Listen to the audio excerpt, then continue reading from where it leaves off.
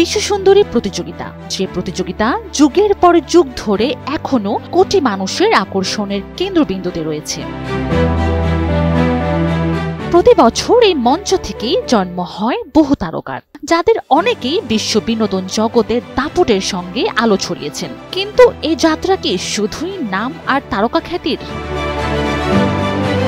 নাকি মিস ইউনিভার্সের ঝুলিতে লুকিয়ে আছে আরো রহস্যময়, আরো আকর্ষণীয় কিছু? হ্যাঁ, এই মঞ্চ শুধু একটি খেতাব না, মিস ইউনিভার্সের তকমা এক রাতেই পাল্টে দিতে পারে একজনের পুরো জীবন। যারাই মিস ইউনিভার্স প্রতিযোগিতায় জয়ী হন, তারা পেয়ে যান পুরো 1 বছরের জন্য রাজকীয় এক জীবনযাপনের সুযোগ আর বিশ্বজুড়ে অভিজ্ঞতা সঞ্চয়ের এক অনন্য দরজা। ওয়ালটন এখন দেশের সীমানা পেরিয়ে পৌঁছে গিয়েছে 50টিরও বেশি দেশে। ওয়ালটন, ঘরে ঘরে বিশ্বজুড়ে। মিস ইউনিভার্সের মঞ্চে সবচেয়ে আকর্ষণীয় জিনিস বিজয়ীর মাথায় ওঠা সেই অলংকার খচিত মুকুট, যার আকাশচুম্বী দাম শুনে যে কেউ হতবাক হয়ে যাবেন।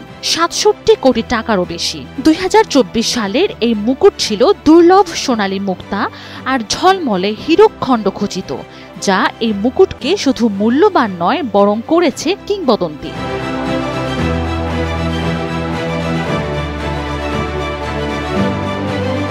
কি ভাবছেন এখানেই শেষ? মোটেও না। বিজয়ী আরো পান 1 বছরের জন্য $2.5 লাখ চেক, যা বাংলাদেশি টাকায় 3 কোটিরও বেশি। কিন্তু এত টাকা মোটেও নিজের খরচ করতে হয় না, কারণ মিস ইউনিভার্সের পক্ষ থেকে বিজয়ী 1 বছরের জন্য থাকার সুযোগ পান যুক্তরাষ্ট্রের নিউ ইয়র্ক সিটির বিলাসবহুল অ্যাপার্টমেন্টে। শুধু তাই নয়, তার থাকা, খাওয়া, যাতায়াত সব খরচই বহন করে সংগঠন।